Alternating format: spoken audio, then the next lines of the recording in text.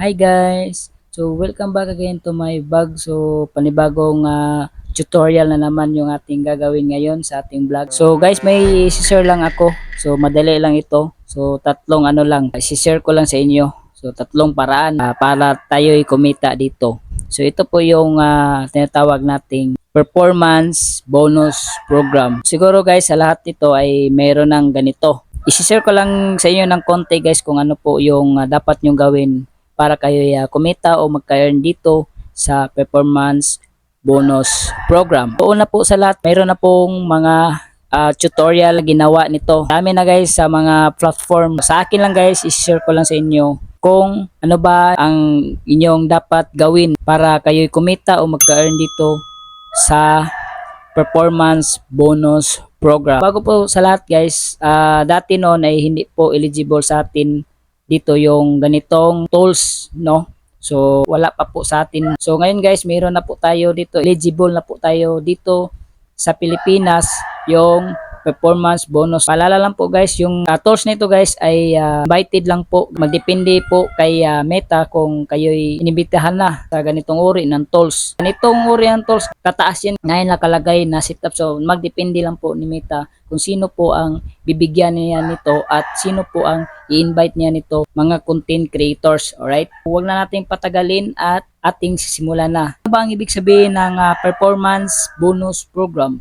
So, ang ibig po sabihin ng performance bonus program, ito po tayo kita sa long form video natin, sa ating mga post, sa ating text. Ayan. So, except lamang po sa reels at saka stories. Ibang ano na yan, tools. So, number one guys, yung ating i-discuss ay ang post original content at saka yung unoriginal content. So, bago yung i-set up yan guys, dapat ito yung basic lang na malaman ninyo. Sa akin lang, experience lang, no. So number one guys, yung post original content at saka yung unoriginal content. Okay, dito muna tayo sa original content. Kung kayo ay creator, di ba gagawa tayo ng mga video. So dapat ay sarili nyong video, gagawa kayo ng magandang video ba na makaka-attract sa tao at saka yung video na may matutunan sila sa inyo kapag engage yung ating mga viewers, mga followers natin. Yung original content lang gawa ninyo. Okay? Unoriginal contents guys, yun po ang dapat hindi nyo gawin. Dahil yan po ay bawal po ni Meta na content. Yung kukuha kayo ng ibang content tapos ipopost niyo diyan sa inyong Facebook. So talagang bawal po yan. At lalo-lalo na yung mga memes, yung gagawa kayong video tapos insert yung memes yan, bawal po yan. Tapos yung mga background music guys, wag nyo gagawin yan guys, talagang number one po, bawal po. So gagawa kayo ng video na sarili nyo. So number 2 guys, yung pagpo-post nyo consistently. Okay, so ano bang ibig sabihin yan? Post consistently.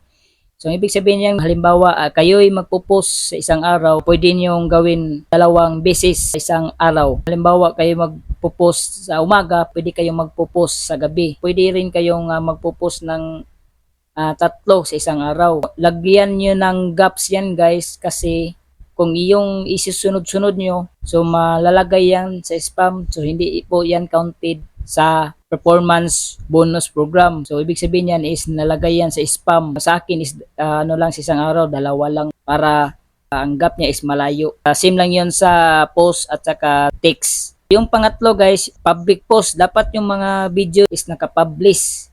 So publish mga post ninyo. Video, yung post at saka yung text. Hindi po dapat only me, friends only, hindi po yan guys, dapat nakapublish yan po, nagbabase yung sa mga earnings niyo. So mayroon lang akong sasabihin sa inyo na yung mga video nyo, mga post nyo at saka yung text, so nagdepende yan sa reach. So anong ibig sabihin ng reach guys?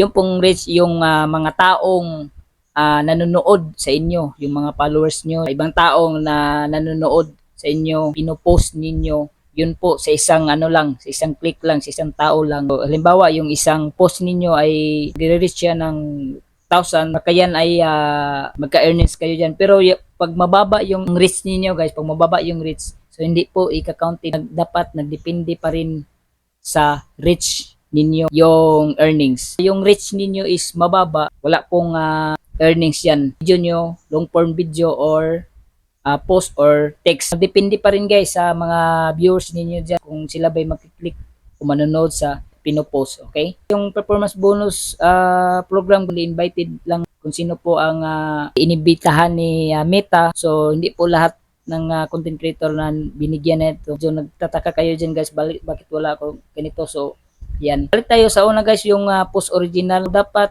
sarili yung gawa guys para hindi kayo ma-violation ni Meta at magka-earnings kayo. So yung mga video nyo guys, i-backtrack ninyo yan guys kasi yung sa mga long form video ninyo, baka may violation dyan. So hindi po yan counted.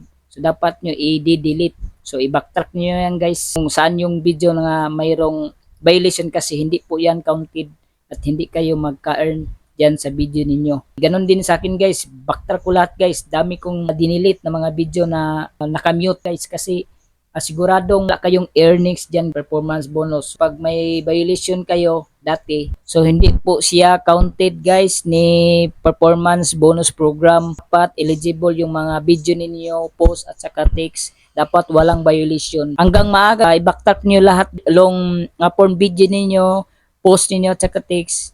I-delete na ninyo. So yun lang guys yung aking isi-share. Abangan nyo guys video ko na i-upload sa susunod. So hindi pa nakapag-follow, i-follow nyo ako guys. Nasa taas, i-click nyo. Comment, i-share niyo guys itong video para yung iba may matutunan din kung ano ba ang dapat gawin performance dahil marami pong nag-isip dyan bakit hindi ako kumita, bakit ganito, bakit ganyan na i-share ko sa inyo base lang sa experience ko guys. Yun lang guys, abangan nyo sa susunod sa aking mga post ko na video.